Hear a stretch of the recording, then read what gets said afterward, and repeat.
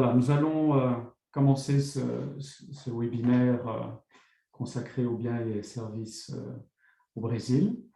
Et tout d'abord, merci à toutes et à tous et je vous souhaite la bienvenue. Je pense que le Brésil fait partie de ces pays qui réellement suscitent un grand intérêt et il est d'ailleurs souvent qualifié de pays continent, ne fût-ce que par sa taille puisqu'il fait 2 fois la surface de l'Union européenne, mais aussi en termes de population. Je voudrais tout d'abord présenter quelques collègues qui sont autour de la table, ou plutôt autour de l'écran. En commençant par Francis Cagna, directeur de la zone Amérique, et s'il n'est pas là, il devrait peut-être nous rejoindre. Sylvian van Bockestal, que je pense tout le monde connaît, en tout cas tous ceux qui sont intéressés par le Brésil et le Mercosur. Donc, elle est business developer pour le Mercosur. Lucia Cosenza, qui vient en backup et en soutien de toute cette belle équipe tournée vers l'Amérique latine. Il y a aussi Evelyne Agon, qui aujourd'hui assure la logistique de cet événement, en tout cas le bon déroulement technique, merci à elle. Et puis, je voudrais aussi signaler la présence de Karen Miyashiro, qui est notre fidèle collaboratrice locale. Et voilà, après ce petit tour de table des gens de la WEX, bien sûr, il faudra souligner la présence des orateurs du jour. Et ce sont les véritables stars du jour, puisque ce sont elles, ces personnes-là, qui vont s'exprimer, qui ont une véritable expérience du marché brésilien, qui ont une véritable plus-value aujourd'hui, puisqu'elles vont vous présenter le marché d'après leurs propres expériences. Je pense que les meilleurs orateurs sont ceux qui sont sur le terrain et qui vivent le secteur au jour le jour. J'ai nommé Jean-Noël Hott, directeur de John Cockerill Service, qui encore apparaît souvent comme CMI Service Brésil, qui est l'ancienne dénomination du groupe John Cockerill. Je rappelle pour tous ceux qui assistent à ce webinaire, mais ils doivent le savoir que John Cockerill figure parmi les plus grands groupes en Belgique et en Wallonie, divisé en plusieurs business units, et Jean-Noël travaille plus spécifiquement pour la division service aux industries. Nous avons Benjamin de Tauber, qui est Ben pour les intimes, il se présente souvent comme ça, en tout cas sur LinkedIn et dans ses emails, mais son nom complet est bien Benjamin, et lui, il est CEO de iCare Group aux États-Unis. iCare Group, je vous rappelle, a été nommé Société de l'année dernière. Cette année, c'est Aerospace Lab. Et donc, l'année dernière, c'était iCare Group, fondé par Fabrice Brion, bien connu, je pense, de l'écosystème high-tech et industriel en Wallonie. Et nous allons conclure par une intervention de Michel Julien Brezen, un Belge établi depuis de nombreuses années au Brésil. Je pense une vingtaine d'expériences dans le domaine industriel et high-tech. Et nous avons le plaisir de collaborer avec lui puisqu'il représente plusieurs sociétés wallonnes sur le marché brésilien, mais pas que des sociétés wallonnes. Il a aussi dans son portefeuille des sociétés, je pense, de mémoire suédoises et l'une ou l'autre canadienne, mais il pourra nous en dire un peu plus long. Et voilà. Et en tout cas, nous, au service Amérique, à WEX Amérique, on pense que ces 3 présentations sont véritablement complémentaires, puisqu'on a Jean-Noël Hott qui vient d'un grand groupe et qui a une longue expérience au Brésil, iCare Group qui peut être encore qualifié de PME, mais qui est une PME en très forte croissance, et qui est un nouvel arrivant sur le marché brésilien. Donc, on a d'une part quelqu'un qui a une longue expérience et quelqu'un qui arrive sur le marché brésilien, et il pourra vous en parler un peu plus. Et puis, en fin de présentation, on a quelqu'un qui peut venir en soutien aux sociétés wallonnes qui désirent faire leur premier pas sur le marché brésilien dans le domaine industriel ou high-tech. Mais avant de donner la parole aux 3 orateurs du jour, je vais juste faire ici une petite présentation à l'aide d'un PowerPoint, si Evelyne peut le mettre à l'écran. Merci Evelyne. Et donc, ce PowerPoint, quel est l'intérêt? Son intérêt est essentiellement de contextualiser les 3 présentations. Donc ici, je me suis permis très rapidement, hier soir, avant de débuter le webinaire aujourd'hui, j'ai pensé que ce serait utile. Et donc, vous avez sur le premier slide, tu peux revenir, voilà, premier slide. À votre gauche, vous voyez la carte du Brésil et vous voyez où se trouvent les industries au Brésil. Donc, plus elles sont foncées, plus elles indiquent la présence d'industries. Et donc, on voit que tout comme aux États-Unis, le développement et l'industrie commencent sur la côte est et va tout doucement vers l'ouest. Pourquoi? Parce que c'est forcément sur la côte que sont arrivés les premiers colonisateurs et tous les immigrants, notamment européens, qui sont souvent à l'origine de l'industrie au Brésil, qu'ils soient portugais, italiens, allemands, français, voire belges. Et donc, au centre, vous voyez les zones les plus foncées se trouvent autour de São Paulo, qui reste bien sûr le centre névralgique en termes économiques et financiers du Brésil. Alors, vous avez au centre, en portugais, PIB selon PIB de l'industrie, donc la part de l'industrie dans le PIB national.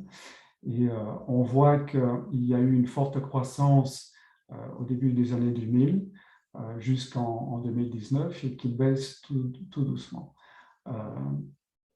Donc, ce PIB, je vais vous donner juste comme point de repère, on est à 1200 milliards d'euros de PIB national.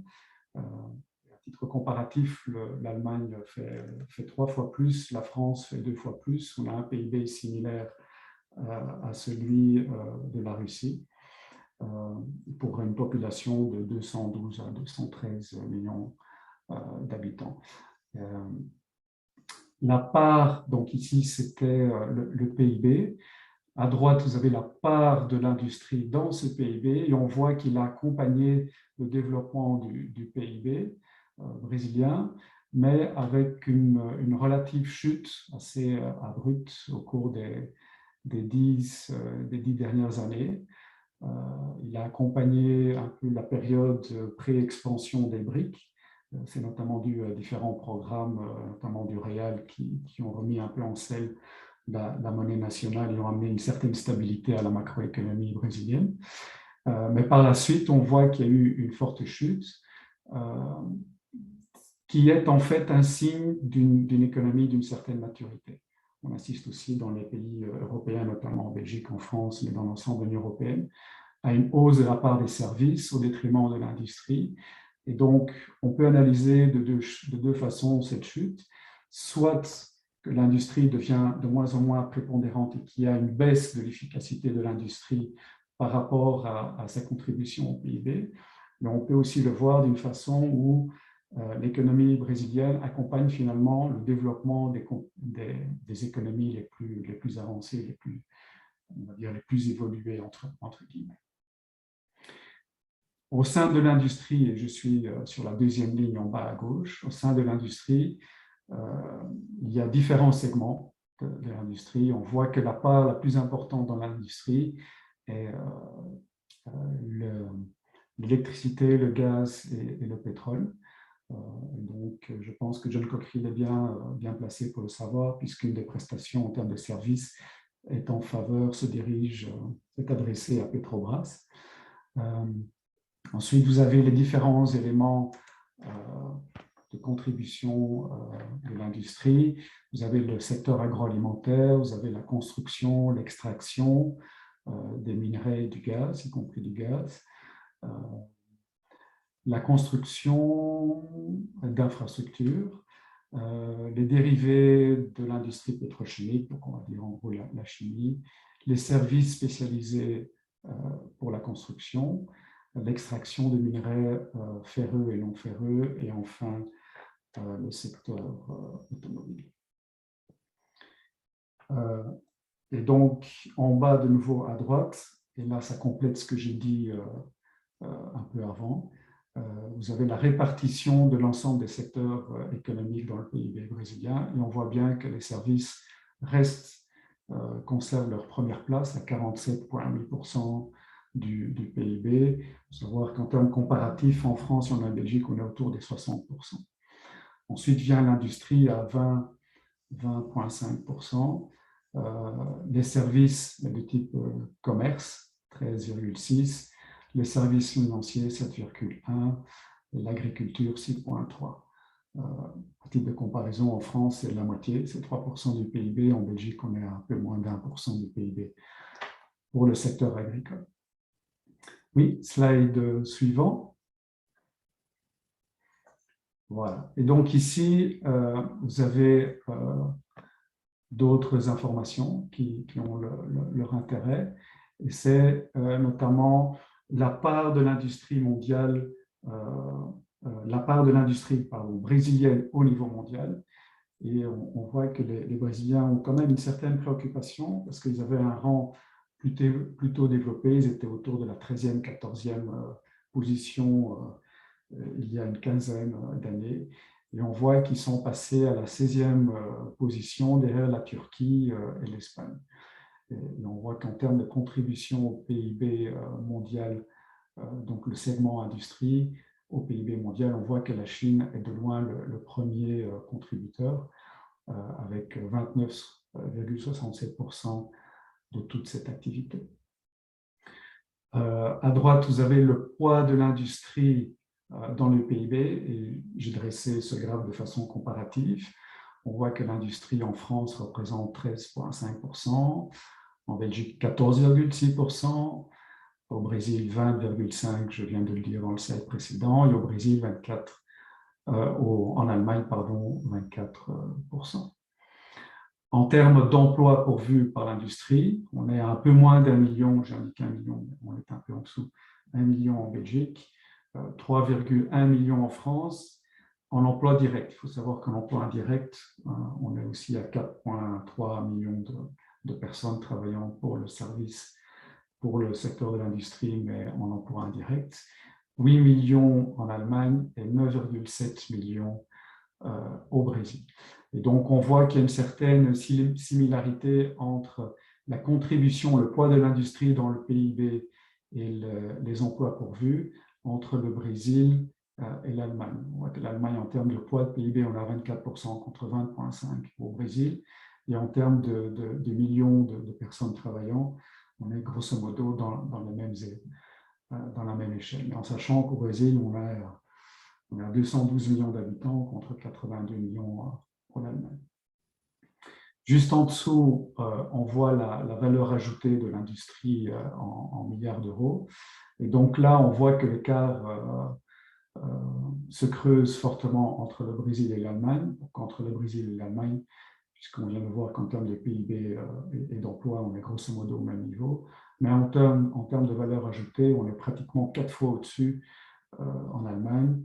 Et ça, c'est essentiellement dû au niveau technologique de l'Allemagne, puisqu'il y a on va dire une automatisation, une robotisation et un apport technologique bien plus grand en Allemagne qu'au Brésil. Et donc, cela implique quoi finalement pour les sociétés wallonnes?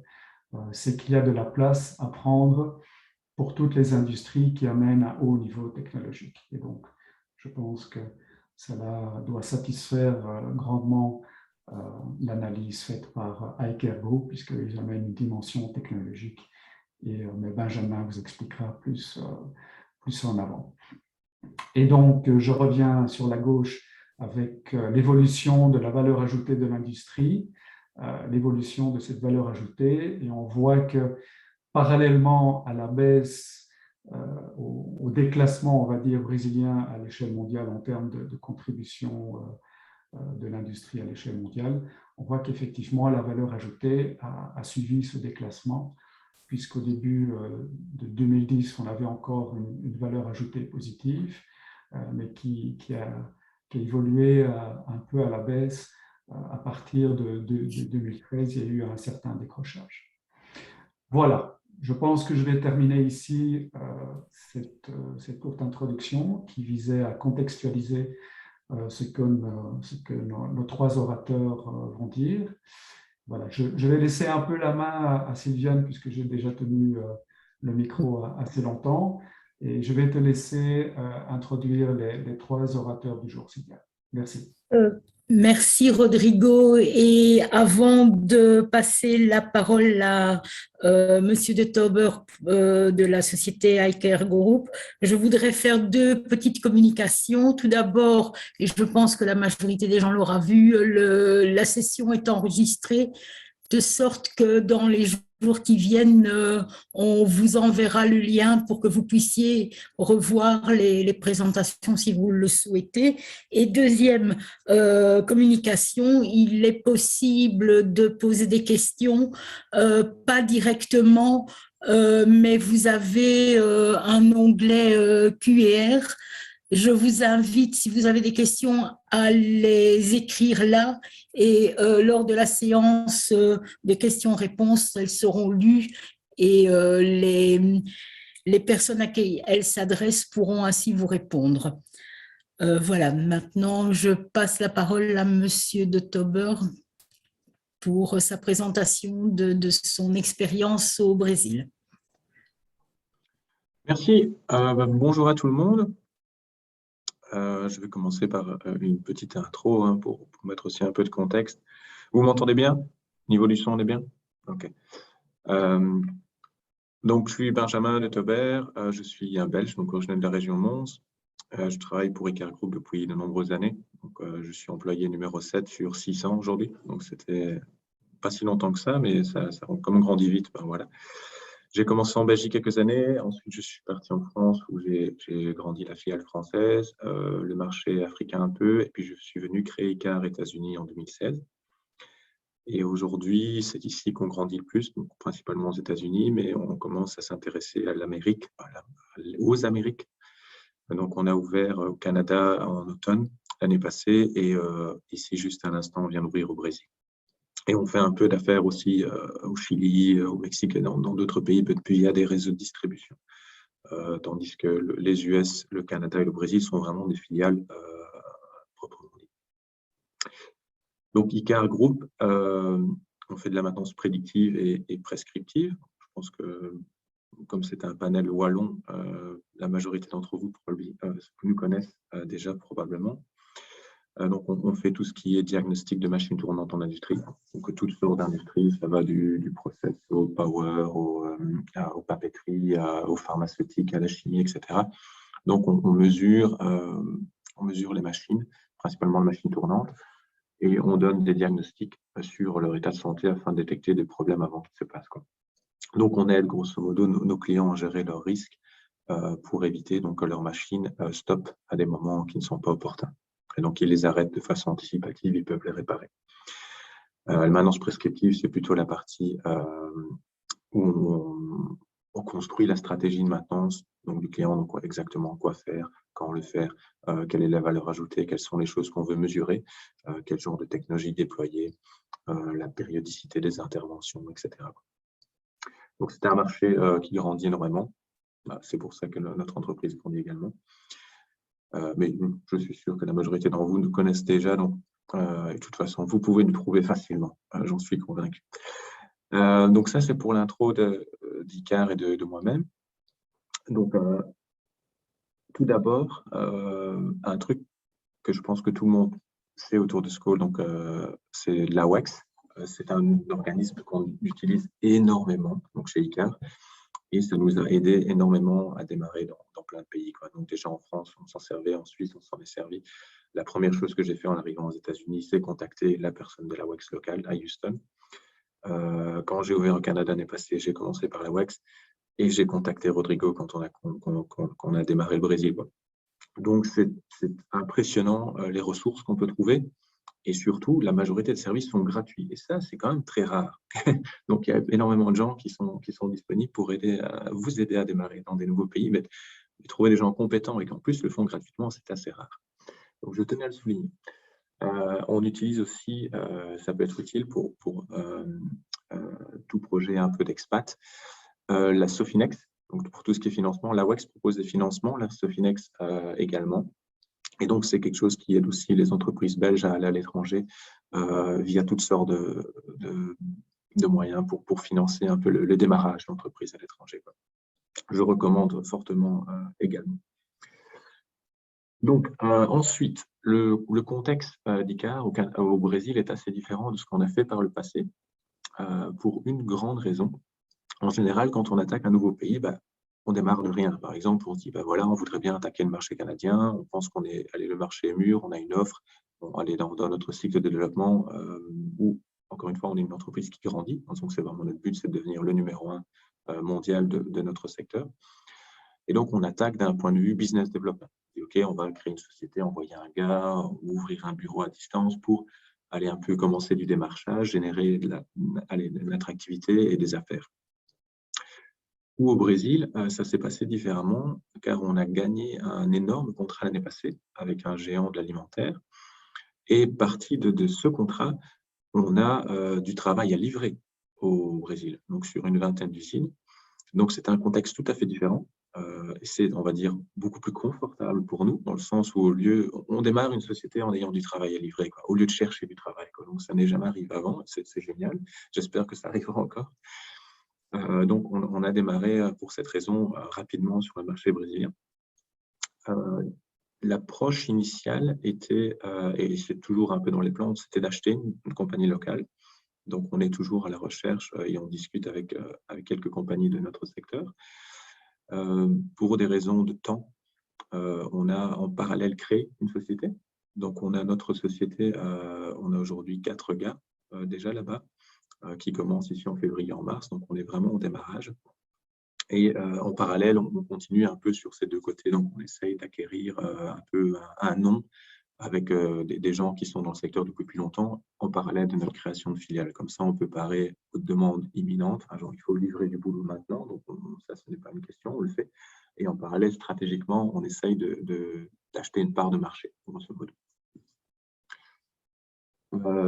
Et donc, tout ça pour dire qu'on démarre vraiment de rien. Et le marché brésilien, donc c'est une grande découverte pour moi. Et la première grande surprise, quelque chose qui m'a étonné et qui, toutefois, j'en suis encore choqué, c'est la formalité des Brésiliens. Donc, c'est très, très, très formel. Moi, j'avais plutôt en image, OK, ce sont un pays latin. C'est un peu comme on va régulièrement au Mexique, et c'est un peu cool, on parle beaucoup, etc. On fait un peu des affaires, je veux dire, sans commande, sans contrat, etc. Ce n'est pas du tout le cas. En tout cas, ce n'est pas ce que j'ai vu pour le moment au Brésil. Donc, les Brésiliens sont très formels. D'un point de vue contrat. Donc, j'ai ce gros contrat mondial qui a été signé aux États-Unis, donc pour ce gros client. Et l'amendement, donc c'est notre plus grand contrat, ICAR Group, et c'était un des plus complexes en termes de termes, parce que c'était un contrat qu'on appelle un cost plus. Donc, c'est assez intéressant à négocier, il ne faut pas se tromper. Et donc, je me dis, OK, on a un gros contrat qui nous couvre, on va arriver au Brésil, et c'est parti, quoi. Pas du tout. Donc, on a un amendement à négocier qu'on est en train de finaliser pour le Brésil, qui est probablement 3 fois plus long que le contrat initial, avec des termes qu'on n'avait jamais vus, qui sont tout à fait différents. On se dit, qu'est-ce que c'est que ça, quoi. Donc, formalité très élevée. Et je pense que bon, ça, c'est... Et dans nos discussions avec dans d'autres compagnies, tout ce qui est M&A, Merge and Acquisition, quand on cherche un peu et qu'on a des discussions avec ces entreprises pour éventuellement des achats, c'est très, très, très formel. Voilà, point important. Et c'est un point qui va nous amener au deuxième point que je voulais mentionner.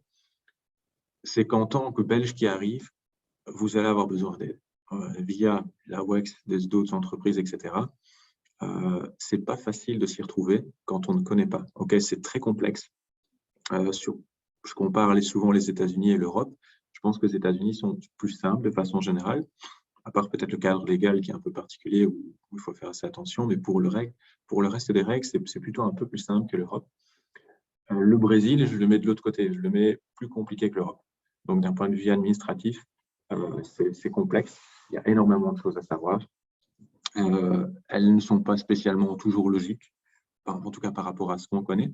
Donc, le cadre légal est important et il n'est pas à prendre à la légère. Dans ce contrat que nous sommes en train de négocier, il y a des clauses où on parle d'employés. Donc, par exemple, mes employés brésiliens qui vont poursuivre en justice le client final. Donc c'est apparemment quelque chose qui se passe régulièrement. Et donc, il y a des clauses dans le contrat qui couvre les frais, etc., de mes employés qui attaqueraient en justice, grosso modo, mon client. Donc, je n'ai jamais vu ça dans un contrat avant, quoi. Et pareil, ça n'a rien d'anormal. Il faut surtout parler à votre avocat brésilien qui va vous expliquer ce qui est acceptable et pas acceptable. Mais il ne faut pas signer sans lire, mais il ne faut pas avoir peur non plus. Okay, il y a beaucoup de choses qui sont standards. Et c'est un pays qui a sa façon de fonctionner. Il faut juste l'apprendre, la maîtriser. Et ce n'est pas plus embêtant que ça, je pense. Mais il faut passer par l'étape apprentissage. C'est pareil pour tout ce qui est secrétariat social, contrat de travail. Donc, on a engagé une entreprise que Rodrigo nous avait mis en contact. Donc, on est avec BPC pour ça. Donc, pour tout ce qui est contrat de travail des employés, c'est assez important, pareil, processer les salaires, s'assurer. Il y a énormément de documents à présenter aux clients pour prouver, par exemple, qu'on paye correctement les taxes de nos employés. Ce sont des choses que, pareil, ni en Europe ni aux États-Unis, ce sont des choses qu'on n'a jamais vu montrer. Ce sont des choses normales aux États-Unis, en tout cas pour un grand compte comme celui-ci. Ce sont des informations qu'on doit fournir. Ensuite, la complexité. Bon, on a déjà touché un peu sur ça. C'est compliqué, je trouve. Okay, c'est un avis personnel. Je vais prendre un exemple de cette semaine. Je fais un virement des États-Unis au Brésil. On a démarré une entreprise, il faut que j'envoie des fonds, c'est normal, il faut payer les employés. Moi, j'ouvre ma plateforme bancaire, je fais un paiement, rien de compliqué jusque-là. Hein. Surtout en Europe, on est assez organisé d'un point de vue bancaire. Et là, je me rends compte que pour faire un virement au Brésil, c'est compliqué. Je dois fournir des documents à la personne. Donc, je ne vais pas faire le virement directement sur la banque, notre banque. Je vais utiliser une banque intermédiaire pour économiser les frais de change, etc.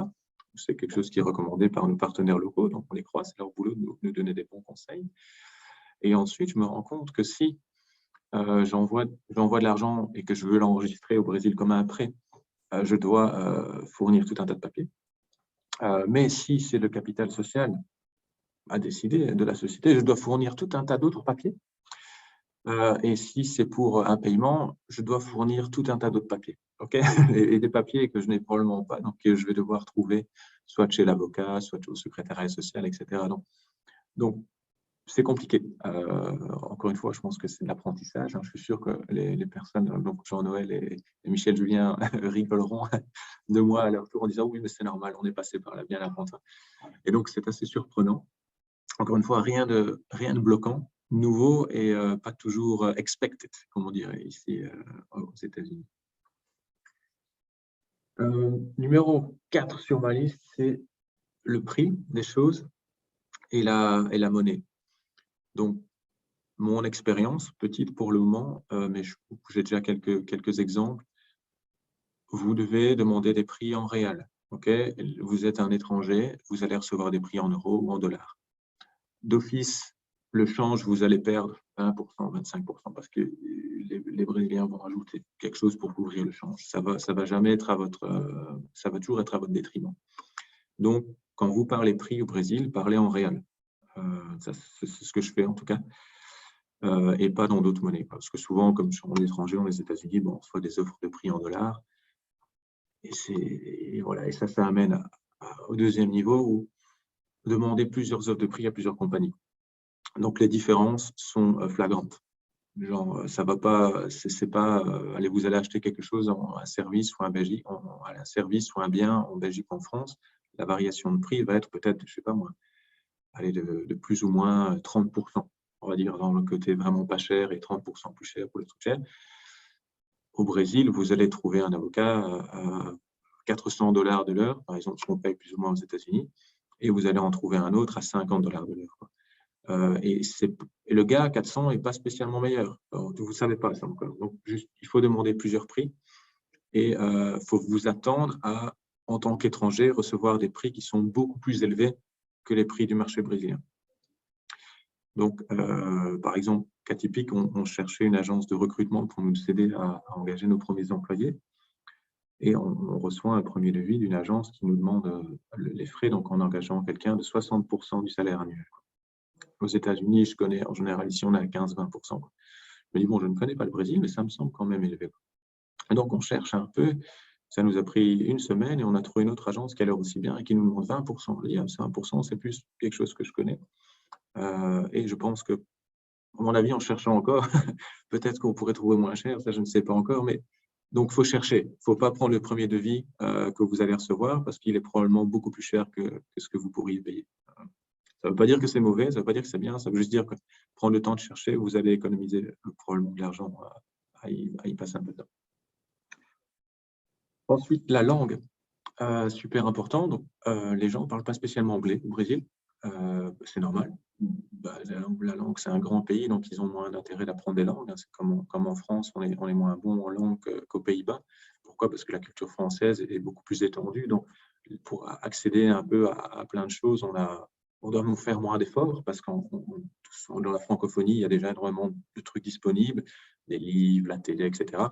Si vous êtes néerlandophone, le choix est beaucoup plus limité. Donc, naturellement, vous allez être meilleur en langue. Le Brésil, c'est un grand pays. Il y a énormément de choses disponibles en portugais. Donc, c'est ma façon de l'expliquer. Je ne sais pas si c'est vrai, mais en tout cas, c'est la façon dont je le vois. C'est plus difficile de trouver des gens qui parlent anglais. Et leur deuxième langue, ça va plutôt être aussi l'espagnol. Pourquoi? Parce que les pays autour, ils parlent espagnol. Donc, vous allez avoir besoin... Nous, on a engagé un traducteur assez rapidement. Malheureusement, je ne parle pas portugais. Et c'est quelque chose qui va vous falloir rapidement. Donc, je pense, par exemple, qu'envoyer quelqu'un au Brésil qui ne parle pas portugais ou au moins espagnol, je ne suis pas sûr, je n'ai pas encore fait, mais je ne suis pas sûr que ce soit une bonne idée. Je pense que avoir la langue, c'est vraiment important. Et puis, le business, c'est un truc personnel. Donc, si vous voulez faire des affaires dans le pays, vous devez vous intégrer un minimum dans le décor. Donc, ce n'est pas en envoyant un gars qui ne parle pas un mot localement que ça va marcher. Encore une fois, ça, c'est pure opinion. Et un dernier point, c'est ça peut aussi être un pays dangereux. Donc, on a envoyé un premier Belge. Ça s'est mis comme ça il y a quelques semaines. On a dû envoyer un Belge. Et il s'est fait piquer son téléphone dans la rue. Il était sorti de l'aéroport de 2 heures. Donc, c'est pas grave, okay, mais c'est quand même, je pense surtout pour les grandes villes comme Rio et Sao Paulo, où il faut être un peu plus vigilant que je veux dire, si vous allez vous balader à Bruxelles. C'est pas très grave. Enfin, je pense que c'est tout à fait acceptable, mais c'est quelque chose qui est bien d'avoir un public un peu averti. Ici, on a envoyé un gars qui a déjà été pas mal à gauche, à droite. C'est un gars qu'on a envoyé en Australie, en Corée, en Chine. Donc, on dit, OK, il a déjà bourlingué un peu. On va utiliser ce gars-là parce qu'on ne savait pas trop. Et j'étais content de ne pas avoir envoyé un de mes Américains qui n'est jamais sorti du pays, honnêtement. Donc, voilà, ça peut aussi être, et d'un point de vue aussi protection, à ne pas oublier. Donc, évidemment, vous envoyez des gens au Brésil, assurez-vous d'être couvert correctement. D'un point de vue assurance, rapatriement, etc. C'est quelque chose qu'on prend assez au sérieux chez nous. Donc voilà, ça c'est dans l'ensemble ce que je voulais couvrir comme topic. Donc si vous avez des questions, n'hésitez pas et je vais passer la parole à Sylviane. Et donc, je serai là pour les questions, c'est bon. Merci pour cette présentation très, très intéressante. Avant de passer la parole à Monsieur Vrezen de Belgobras, je vous rappelle, comme Benjamin vient de le faire, la possibilité pour vous de poser des questions. Donc, n'hésitez pas à les écrire. Vous avez en dessous de la présentation l'onglet Q&R. N'hésitez pas à poser toutes les questions pour lesquelles vous souhaitez une réponse. Monsieur Vrezen, c'est à vous.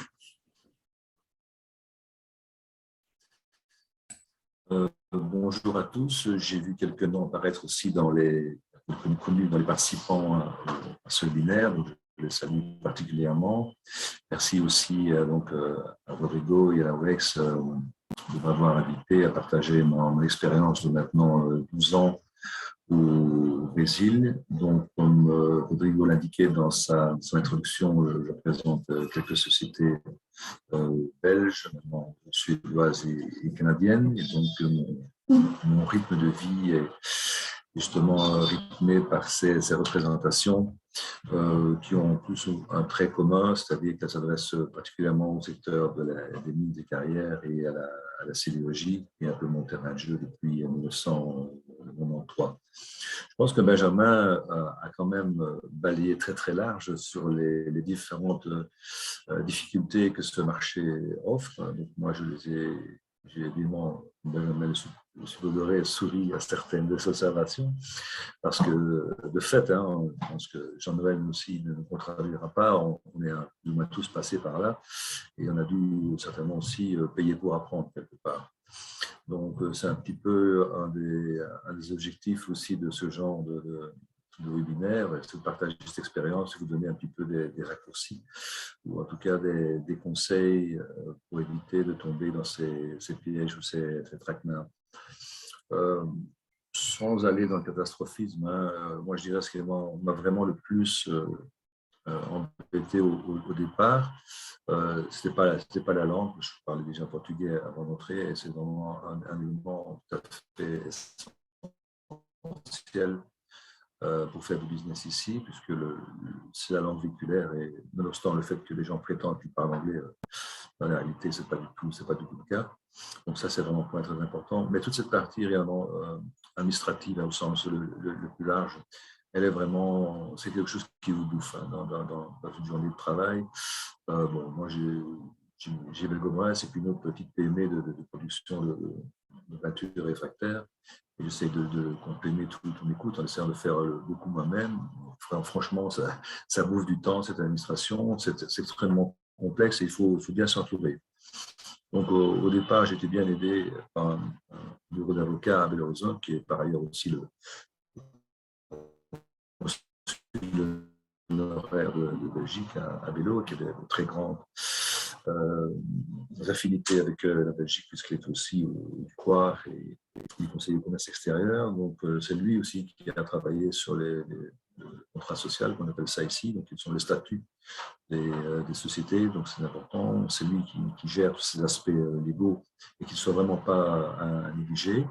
De nouveau, je ne veux pas non plus faire un portrait apocalyptique, hein, mais c'est très important d'avoir ce genre de garde-fou, en tout cas, dans les démarches qu'on pratique ici au Brésil. Un autre point, c'est l'aspect, je dirais, un peu, on appelle ça tributação, donc c'est l'aspect fiscaux ici au Brésil. Hein. Donc là, vous pouvez très bien rencontrer un bon comptable pas cher. Donc généralement, pour une petite société, vous payez la moitié d'un salaire minimum, donc c'est l'équivalent, je veux dire, de 100 euros, 150 euros. Donc une activité un petit peu plus industrielle comme je l'ai aussi, c'est un petit peu plus cher, donc c'est autour de quelque chose comme 500 euros.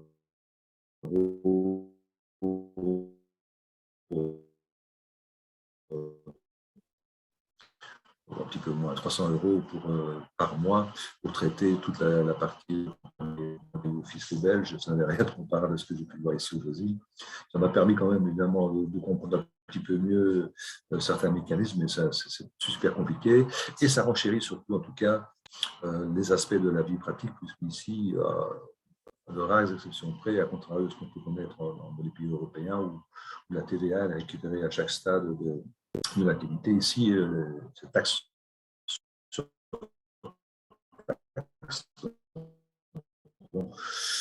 sur certaines remises de prix, donc c'était dans la base des proportions relativement importantes. Aujourd'hui, pour une idée sur l'importation de certaines matières premières, mon coefficient de 1,9. Donc 100 euros exclus pour FOB en Belgique, ça arrive ici à 190. Donc, ça comprend évidemment toute la partie CIF, hein, le transport, le fret, etc., mais surtout aussi les impôts, et qui peuvent varier de manière significative en fonction de la catégorie de biens que vous allez importer. Où il y a des taxes à l'importation qui sont parfois extrêmement lourdes. Hein. Donc, c'est des aspects, en tout cas, qui me font dire que pour travailler au Brésil, il ne faut pas être sous-capitalisé. Ça, je l'ai appris un peu aussi à mes dépens dans les premiers moments de ma vie ici au Brésil. Donc, si vous voulez monter une société, il faut vraiment qu'elle ne soit pas trop pour aller pâquerette d'un point de vue cash, puisque vous allez en avoir besoin. Il faut assurer l'importation avant de vendre le premier kilo, le premier litre de mes produits finaux. J'ai déjà payé tous les impôts sur les matières premières. Et donc, ça, avant que les marchandises n'arrivent chez nous dans nos entrepôts. Donc, il faut vraiment avoir une caisse assez solide pouvoir entamer ces. Donc, s'entourer de professionnels légaux, avoir déjà un comptable comme une certaine réputation, mais c'est pas très, très cher. Par contre, c'est très important de l'avoir. Et puis, si vous êtes dans une démarche, je veux dire, de vente de biens particulièrement, hein, en tout cas un peu mon cas. Pour les aspects services, etc., et avec le rapatriement d'argent sur la Belgique, la Belgique a une convention avec le Brésil qui a une trentaine d'années, qui a subi quelques amendements. Et de nouveau, il y a quelques artifices là, et comme Benjamin soulignait, parfois les addendums revêtent plus d'importance que le contrat essentiel en lui-même, dans le cas de figure, la convention. Donc, la convention définit certains grands principes, en ce qui compris même des taux, hein, sur les opérations qui lient donc les deux pays en fonction que vous soyez une personne physique qui soit détenteur des parts de la société brésilienne, soit une société belge qui agit un petit peu comme une holding et qui détiennent des parts de la société belge, sur la nature même de la prestation, si ce sont des royalties, des facturations de l'assistance technique, etc. Tout ça prend des proportions importantes puisque les taux peuvent varier de manière importante, avec une rétention d'impôts à la source sur l'argent qui repartira vers la Belgique. Donc tout ça est aussi vraiment à considérer dans un ensemble. Et là, votre comptable, généralement local, ne sera pas beaucoup vous aider. Donc vraiment, peut-être vous informer utilement. Bon, moi, j'ai débroussaillé ça, puisque j'avais ce passé dans le fisc belge qui m'a permis de comprendre très rapidement comment ça fonctionnait, et ce qui me permet aussi un petit peu d'optimiser tous ces flux avec mes partenaires en réduisant la charge fiscale au minimum possible. Donc là, les rédactions, par exemple, de contrats, de factures, etc., revêtent une très, très grande importance. Pour les aspects, justement, donc, importation ou exportation, l'aspect documentaire, il est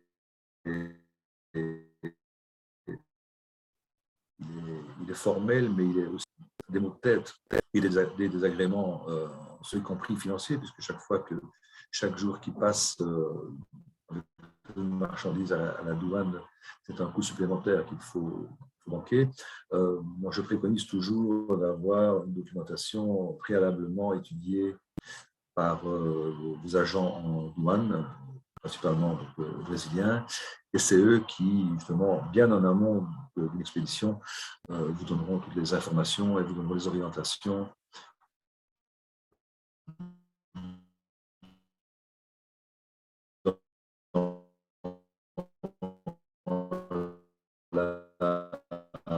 dans la rédaction de la facture des pédophiles. La quantité d'exprimés en tonnes, et sur la facture est exprimée en kilos. Du coup, j'étais retenu 15 jours à la douane avant que la douane me libère. Et sur un autre cas, tout au début au Brésil, on m'a simplement demandé 15 000 reais en dessous de la table pour libérer ma marchandise, simplement aussi pour un effet un peu documentaire. Donc, on en était là. Donc, comme je le disais, j'ai payé pour apprendre. Donc, j'essaie maintenant d'éviter aux autres ces pièges. Et puis, ben voilà, moi aussi, je resterai à disposition dans la session de questions-réponses si vous avez des choses en particulier à explorer ou vous voulez détailler un peu plus ma pensée ou mon exposé. Voilà.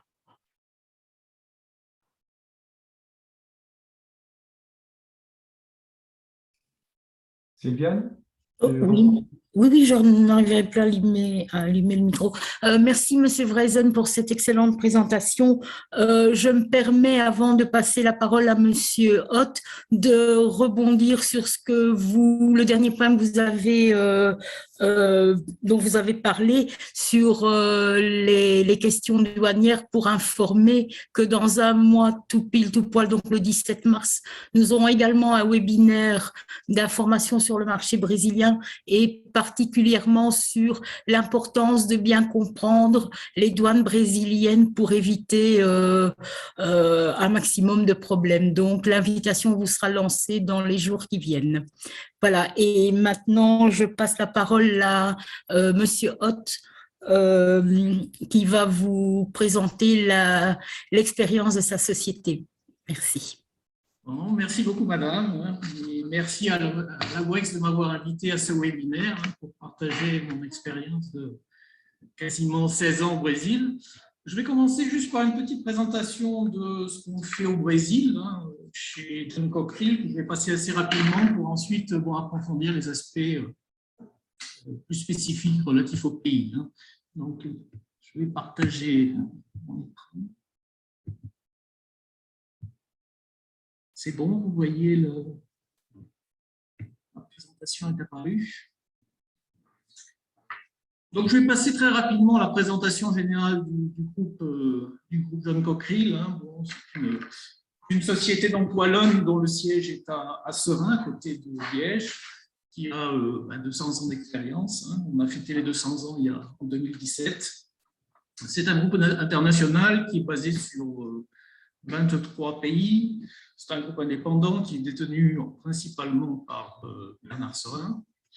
On est organisé en 5 secteurs d'activité, l'énergie, l'environnement, les services, la défense et l'industrie. Donc moi, au Brésil, j'appartiens au secteur services.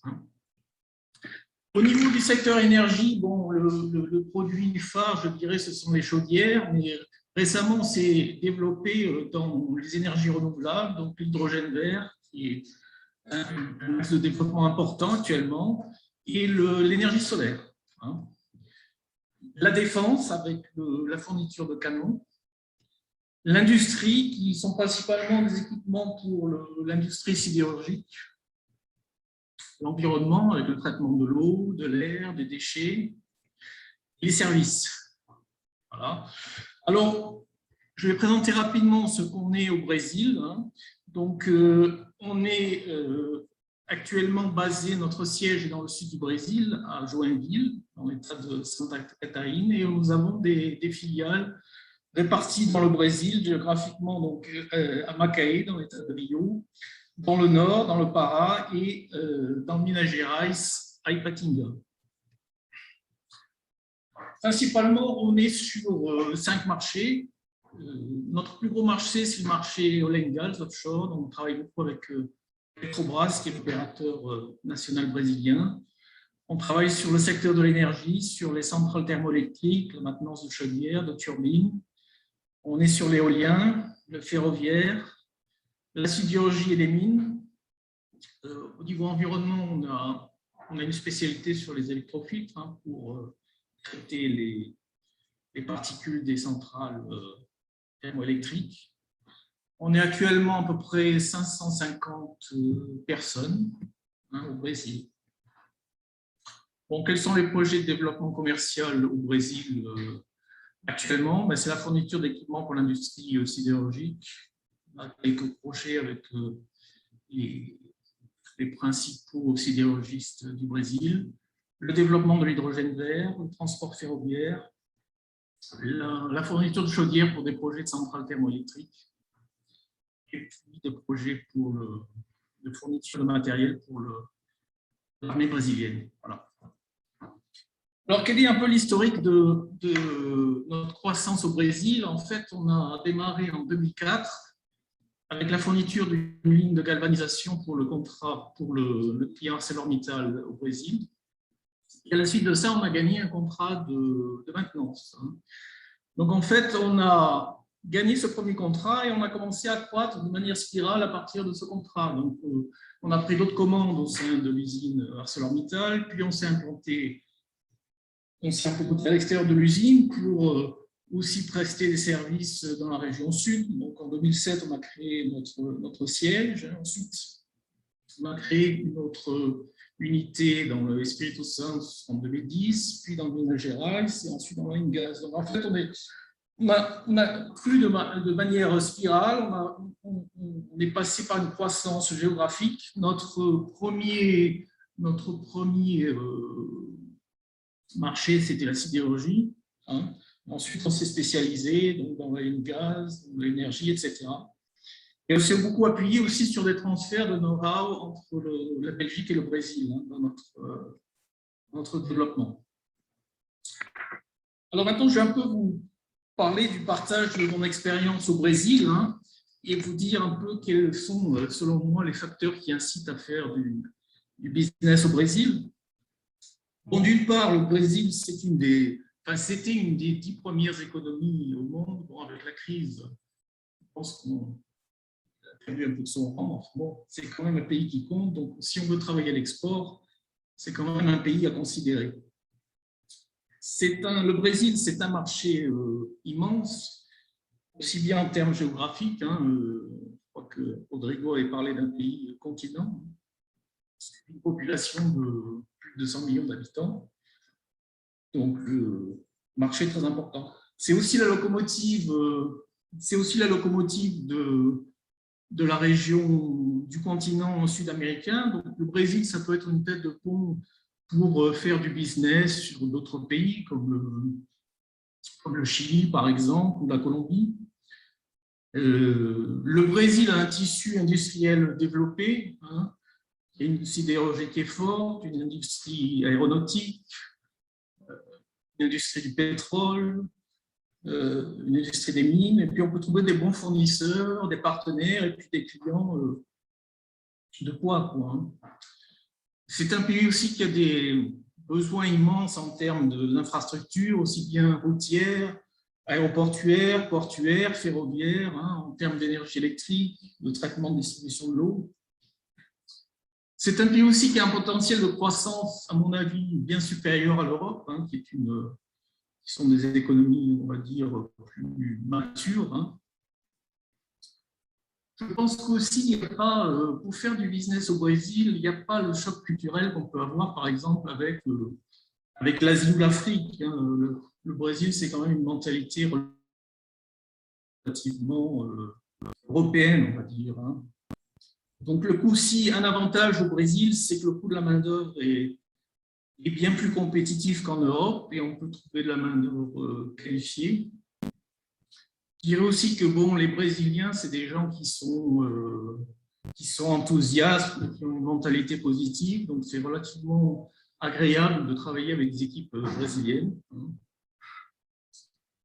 Au niveau du processus, au niveau des recrutements, les licenciements au Brésil sont très faciles. Hein. On peut licencier sans motif. Donc, je veux dire, les processus d'embauche est beaucoup plus simple que peut-être en Europe, hein, où il faut réfléchir avant d'embaucher quelqu'un. Le Brésil aussi est très, je dirais, digitalisé. Hein.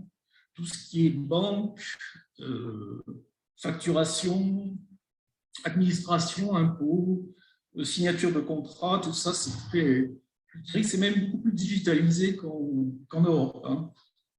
Bon, il y a une couverture réseau aussi qui est Internet, qui est, à mon avis, de relativement bonne qualité. Donc voilà à peu près je pense, les facteurs qui peuvent inciter à faire du business au Brésil. Alors maintenant, je vais un peu parler des points, des écueils qu'on peut rencontrer au Brésil. Hein. Je pense que Michel et Benjamin en ont déjà parlé. Bon, il y a quelques risques qui sont liés au pays. Hein. Bon, le Brésil est quand même un pays qui a un historique de cycle de crise. Hein. Donc, bon, les crises, bon, évidemment, il y a eu la crise Covid que tout le monde a eue. Il y a eu une crise en 2011. Il y a eu une crise avec la fin du gouvernement de Dilma. Donc, c'est une alternance de cycles de croissance relativement forte et aussi de certaines récessions qui sont quand même assez conséquentes, quoi. Relatif au risque pays aussi, c'est la question de la bureaucratie et je dirais, de l'administration et puis des gros clients. Hein. Donc ça, il faut faire avec, il faut se structurer en conséquence. Au niveau business, l'expérience que j'ai, bon, sais pas si Michel peut confirmer, c'est que je trouve quand même que le processus de décision des clients est quand même relativement long, hein. Les clients prennent du temps pour se décider. Les clients sont assez durs, hein, ils sont exigeants. Et je dirais qu'ils n'ont pas beaucoup d'état d'âme de manière générale, quoi. Donc, l'aspect aussi, pour le business, l'aspect formalité, l'aspect juridique a son importance, hein. Un des partenaires essentiels pour faire du business au Brésil, c'est un avocat. Ensuite, il y a la question du taux de change. Bon, le réal par rapport à l'euro a beaucoup fluctué. Moi, j'ai connu le réal qui était à une parité de 2 avec l'euro. On est actuellement à 6. Donc, ça peut être à la fois bon, un avantage et un inconvénient. Pour importer des services et des biens, évidemment, avec un euro aussi fort, c'est compliqué. Par contre, pour exporter, bon, effectivement, c'est plus intéressant de faire du business local, quoi. Ou si on veut acheter, par exemple, une entreprise ou investir, c'est le moment de le faire, parce que le réal, effectivement, est très bas. Donc, on peut faire des achats relativement bon marché, quoi. Au niveau des impôts, bon, le Brésil a une réputation terrible, hein. La fiscalité est complexe. Donc, la législation des impôts, il y a souvent des trous, hein, donc, qui laissent place à des interprétations divergentes. Bon, là, qu'est-ce qu'on peut faire pour se prémunir de ça? Il faut s'entourer de spécialistes, ni plus ni moins, quoi, hein. Donc, il faut avoir soit un fiscaliste dans ses équipes, soit avoir un bon bureau de comptabilité, et puis des avocats fiscalistes, quoi. Ce qui est important, ce qui est surtout très important, moi, ce que j'ai vu dans mon expérience, c'est qu'on peut bénéficier de beaucoup de crédits d'impôt et de récupération des impôts. Pendant des années, moi, je me suis aperçu que j'avais payé beaucoup plus d'impôts que je ne l'aurais dû, quoi. Donc, en m'entourant de fiscalistes, j'ai réussi à faire des opérations de récupération d'impôts qui ont été quand même très intéressantes, quoi. Au niveau des impôts aussi, les impôts d'importation sont assez... d'importation de l'extérieur du Brésil. Les impôts sont assez, sur le papier, assez dissuasifs, hein, parce que ça peut être entre 50 et 80%. Enfin, là encore, on peut savoir qu'il peut y avoir des exemptions, des récupérations d'impôts, quoi. Donc là encore, il faut je dirais, s'entourer de spécialistes, quoi. Au niveau finance des banques, le coût du crédit au Brésil est élevé, hein, parce qu'on a des taux d'intérêt élevés. Oui, je n'avais pas mentionné aussi dans les risques liés au pays, c'est un pays qui a une tradition d'inflation, un historique d'inflation importante. Donc, ça, il faut savoir, l'inflation est forte. Comment s'en prémunir? C'est dans les contrats, il faut toujours mettre une clause de réajustement des prix, hein, en fonction de l'inflation. Donc, je reviens, oui, au niveau de l'aspect financier et des banques, hein. Donc, le coût du crédit est quand même assez important, hein. Je pense que les taux d'intérêt seront montés. Ils sont, je ne vais pas dire de bêtises, mais il me semble qu'ils sont de l'ordre entre 10 et 12% par an, hein. Les banques sont en général, sont assez frileuses pour emprunter, demandent des garanties assez importantes. Donc, là, je rejoins aussi ce que disait Michel.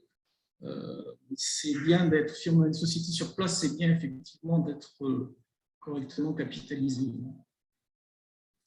Et puis, comme aussi le disait Benjamin, la connexion au système bancaire international nécessite quelques connaissances. C'est pas facile pour faire un virement. Enfin, c'est pas facile, mais c'est pas très difficile non plus. Pour faire un virement à l'étranger ou recevoir, il y a quelques bureaucraties, il y a quelques papiers à remplir et à fournir, quoi. Au niveau de la main-d'œuvre au Brésil, bon, En fonction de la tradition d'inflation du pays, bon, il y a des négociations annuelles qui sont conduites par les syndicats et les salaires sont réajustés chaque année dans des proportions parfois assez importantes. Hein. Cette année, par exemple, les salaires ont été en moyenne réajustés de 10%. Quoi. Donc, au niveau des coûts d'une entreprise, c'est pas toujours facile. La législation du travail au Brésil est assez difficile. Hein. C'est une législation du travail qui avait été rédigée à l'époque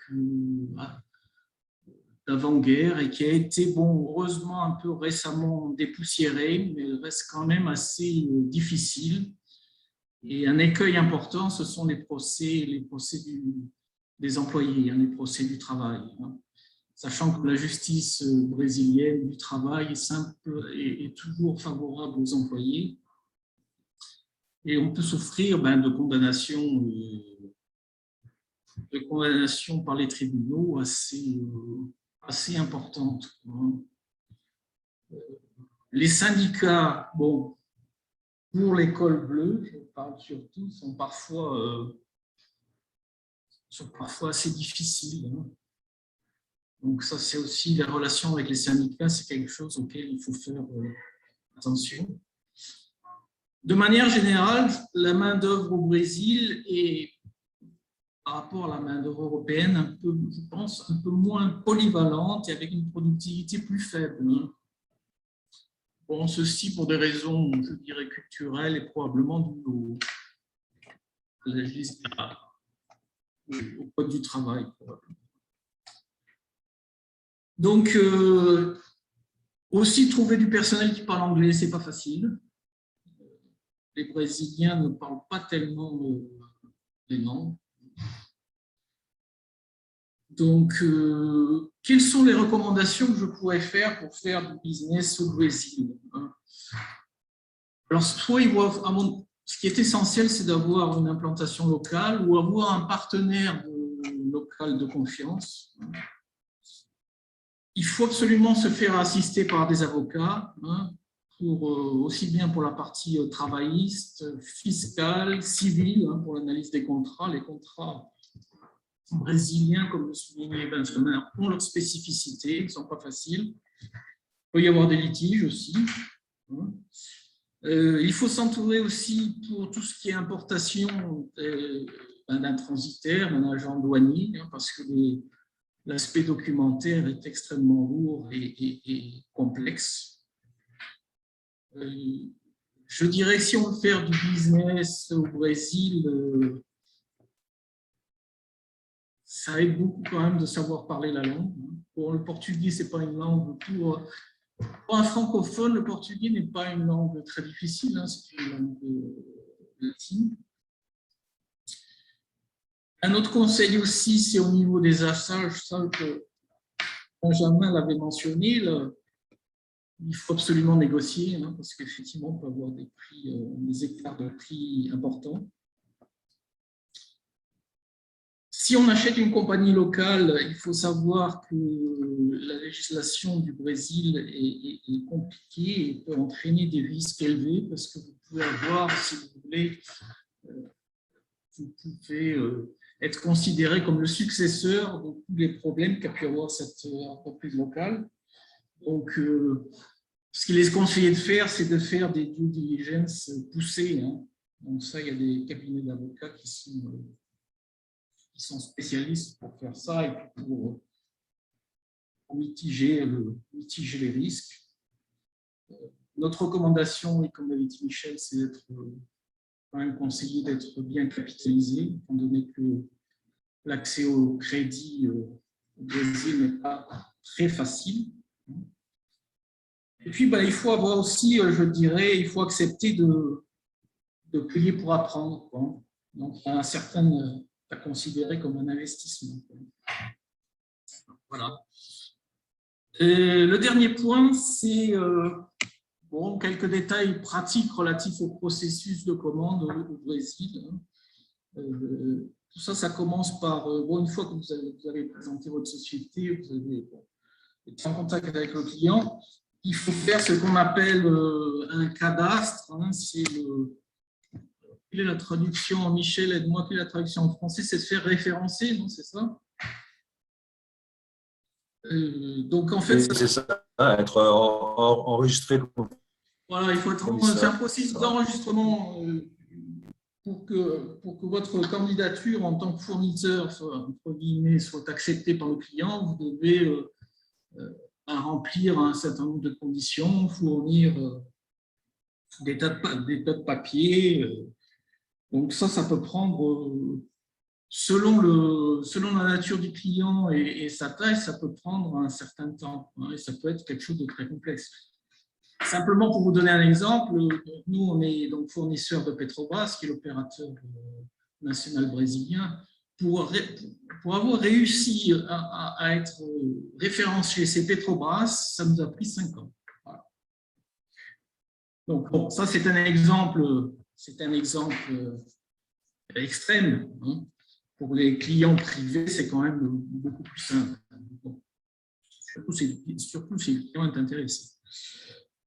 Au niveau de la rédaction des contrats, ben oui, Benjamin l'a dit, il y a des spécificités brésiliennes qui peuvent sembler effectivement tout à fait surprenantes pour les Européens. Enfin bon, il ne faut pas se compromiser.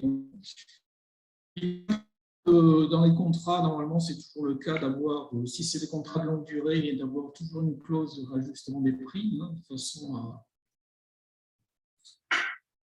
façon à ne pas, compte tenu du fait de l'inflation et compte tenu de l'augmentation des salaires qui peut être significative d'une année à l'autre. Au niveau des conditions de paiement en général, bon, pour tout ce qui est service, il n'y a pas de tradition de acompte. Par contre, pour tout ce qui est CAPEX, oui, les acomptes sont acceptés. Et les conditions de paiement, je dirais, normal actuellement, c'est un paiement à entre 30 et 60 jours. Bon, il y a une certaine tendance, évidemment, récente à augmenter ces conditions de paiement. Donc, voilà un peu juste quelques détails pratiques relatifs au processus de prise de commande. Donc, voilà, écoutez, j'ai, je pense, terminé pour ma partie. Bon, si vous avez des questions, j'y répondrai avec plaisir. Merci. Merci, Monsieur Hott. Je ne vois pas de questions pour le moment. Enfin, jusqu'à présent, il n'y a pas eu de questions. C'est donc que vos messages restent présentés. Pardon? J'ai une petite question oui, à l'adresse de nos orateurs, surtout pour le public qui suit ici les échanges. Si vous deviez comparer, puisque vous avez déjà vos entreprises, qu'elles soient grandes ou plus petites, vous avez une expérience à l'international en Europe et hors Europe, si vous deviez comparer l'intérêt du marché brésilien pour une société active dans le domaine industriel des biens et des services, est-ce que vous diriez que le Brésil mérite qu'on s'y intéresse ou passez votre chemin, si vous me permettez cette expression? Je dirais incontestablement, non, ça mérite qu'on s'y intéresse. C'est un grand pays qui a un potentiel important et qui a des opportunités de marché exceptionnelles. Bon, peut-être que il ne faut pas s'effrayer par l'aspect bureaucratie, impôts. Bon, tout ça, il suffit de s'entourer de personnes compétentes. Hein. Pour moi, c'est un pays, si on veut faire de l'export, si on veut se développer à l'export, c'est un des pays, c'est un pays important auquel il faut s'intéresser. Merci, Jean-Noël. Et pour confronter un peu ta vision, Jean-Noël, voilà, John Cockerill est présent depuis une quinzaine ou 16 ans au Brésil.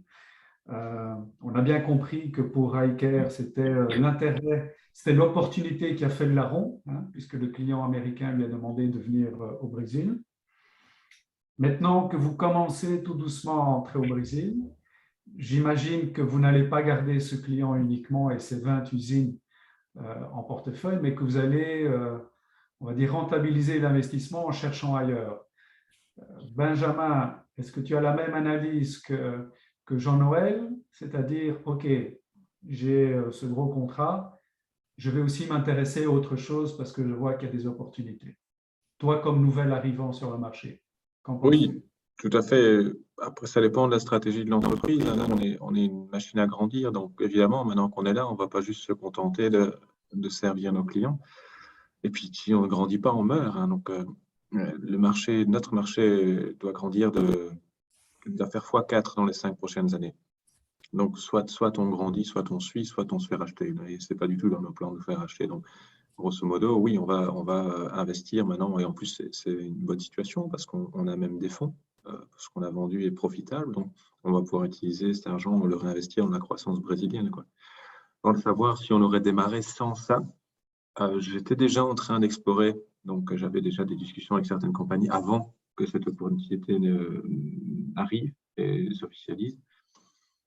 Et je dirais, passer son chemin ou pas, ça dépend de ce que l'entreprise fait déjà. Et ça, enfin, déjà, est-ce que le marché brésilien est spécialement attractif pour les produits et services que vous pouvez vendre? Numéro un. Numéro deux, où est-ce que vous faites du business déjà? Par exemple, on n'aurait pas commencé par le Brésil avant les États-Unis. On n'aurait pas commencé par le Canada avant les États-Unis. Pourquoi? Parce que dans notre business, dans notre secteur, les États-Unis, c'est le monstre, quoi. Si ça grandit, j'engage des personnes toutes les semaines, quoi. Ça grandit très, très vite. Le potentiel est énorme. Le Canada, c'est les États-Unis en 20 fois plus petit. Donc, c'était en numéro 2 sur la liste des priorités. Et voilà, donc ça dépend où vous êtes déjà installé aussi, quoi. Donc, je dirais le fit entre ce que vous avez en tant qu'entreprise à vendre et le marché brésilien ou l'autre, numéro 1. Et numéro 2, où est-ce que vous faites déjà du business en dehors de la Belgique? Et à ce moment-là, et ne démarrez pas dans plusieurs pays en même temps, c'est compliqué, quoi.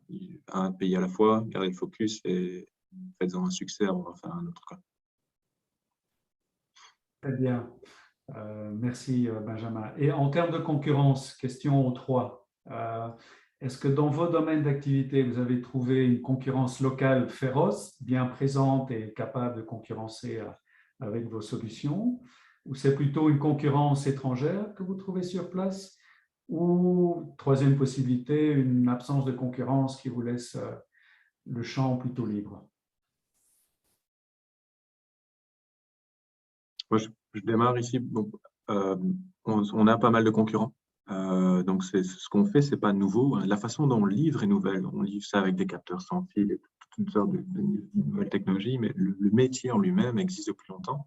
Et donc, il y a des compagnies qui sont bien établies ici au Brésil et qui font ce qu'on fait. Donc, selon le type, parfois c'est un peu une course par le bas, donc c'est bagarre des prix, ce qui n'est pas toujours facile. Mais c'est un marché concurrentiel. En tout cas, pour Ricard, il y a des sociétés qui font ça. D'un point de vue technologique, la partie import et les taxes n'aident pas. Donc, comme la main-d'œuvre n'est pas chère, donc déjà, la partie technologie versus main-d'œuvre, par rapport à un pays occidental, on va plus vite ou on va directement aller vers la technologie parce que c'est plus rentable d'un point de vue financier. Quand la main-d'œuvre est moins chère, évidemment, le seuil de rentabilité descend, quoi. Et en plus, au-dessus de ça, vous ajoutez les taxes à l'import qui sont assez élevées. Et donc, c'est beaucoup plus difficile d'être compétitif d'un point de vue technologique versus main-d'œuvre pour ces deux raisons, quoi. Heureusement, donc ça, il n'y a pas vraiment... Il y a une entreprise ou deux qui ont des solutions un peu dans notre secteur, mais ils sont clairement allés d'un niveau inférieur d'un point de vue technologique. Donc, on se bagarre un peu, mais il y a de la concurrence en tout cas. Je confirme ce que Benjamin vient de dire, hein. Effectivement, sur des aspects technologiques, on peut se retrouver dans des positions assez théoriquement confortables avec peu de concurrence. C'est aussi un petit peu mon profil, hein, c'est de rechercher des marchés de niche. Mais après, ce qu'on confronte à une réalité. Donc, je veux dire, c'est bien aux services qui doivent venir de l'extérieur, sont extrêmement chers. Hein. Joël le soulignait, aujourd'hui, l'euro est à 6,30 reais. Hein. Donc, ce n'est pas non plus tout à fait évident. Il faut adapter un petit peu les stratégies. Et pour les fournisseurs donc de biens et d'équipements notamment, parce que je représente aussi une des divisions de John Cochrane, hein, industrie, et puis votre division maintenant renewable pour l'hydrogène. La stratégie adoptée, c'est qu'effectivement, le cœur de la technologie resterait fourni par ce fournisseur, et puis on trouverait les fournisseurs locaux pour essayer que le coût soit acceptable. Hein, si on est dans des démarches un peu plus, je veux dire, turnkey ou EPC, on peut faire des alliances avec des sociétés locales. Donc, c'est le métier, notamment peut-être même à des stades d'ingénierie détaillés, pour faire ce genre de boulot à moindre coût qu'une société belge ou suédoise ou canadienne. Donc ça, c'est vraiment des aspects à ne pas négliger. Mais pour en venir à des aspects plus marché, pour moi, je reste convaincu que le Brésil a un des plus grands potentiels du monde, parce qu'il y a encore beaucoup de choses à faire. C'est savoir un petit peu aussi quels moyens on veut mettre en œuvre de l'autre côté pour atteindre ce marché. Donc, tout est un petit peu de question dans cette balance. Est-ce que je suis décidé à mettre les moyens pour aller chercher cette part du gâteau qui est potentiellement énorme, mais avec ces difficultés. Je ne veux pas non plus qu'on nous montre aussi un portrait tout à fait noir, hein, c'est ce que j'ai souvent répété dans mon intervention. Je retiens beaucoup plus de choses positives au Brésil que de choses négatives, heureusement, sinon je n'y serais pas, et avec l'intention en plus d'y rester.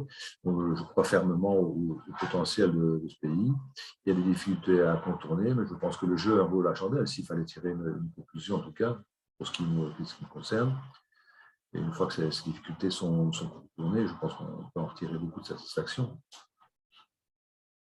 Merci, Michel Julien. Et toi, Jean-Noël, puisque tu as une autre échelle, tu as quand même 550 personnes au Brésil, tu as un autre niveau, comment est-ce que tu vois la chose?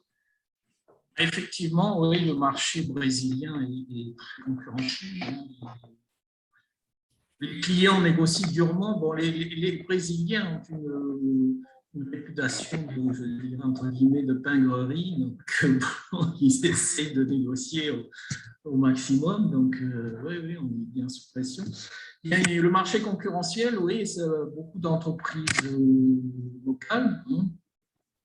Alors, bon, l'intérêt, ce qu'il faut faire, enfin, nous, dans notre stratégie, on essaie et on s'est repositionné un peu là-dessus sur des marchés, des activités de services plus spécialisées, quoi, hein, où la concurrence est moindre, hein, l'activité de niche. Là où on arrive à faire des marges excellentes, quoi, hein.